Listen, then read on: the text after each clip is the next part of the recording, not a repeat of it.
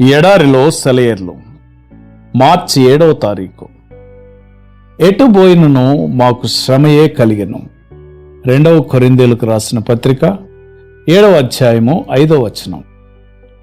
ఇలా మన మీద అంత కఠినంగాను తెరిపి లేకుండాను ఒత్తిడి కలిగేలా దేవుడు ఎందుకు మనల్ని నడిపిస్తున్నాడు?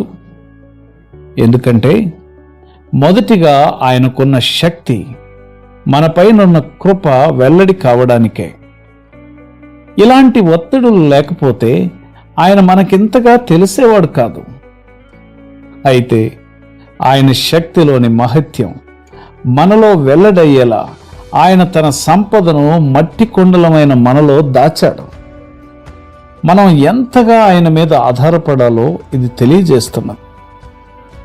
దేవుడు మనకు దీన్ని నిరంతరం నేర్పిస్తున్నాడు.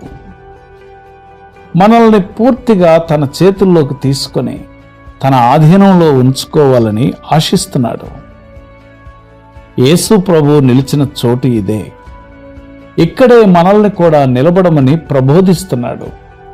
మన సొంత శక్తితో కాదు, ఎప్పుడూ ఆయన చేతిని పట్టుకొని ఆయన శక్తితోనే నిలబడాలి. ఒక్క అడుగైనా ఒంటరిగా వేయడానికి సాహసించకూడదు.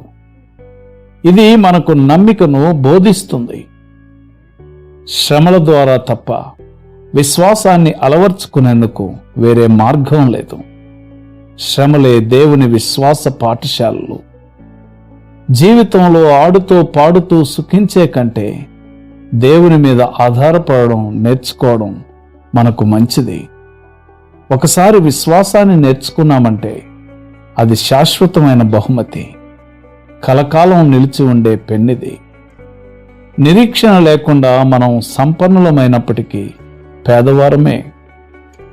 ఇతరులు పాడుతుంటే నేనెందుకు ఏడవాలి? శ్రమల లోతును కొలిచి చూడడానికి.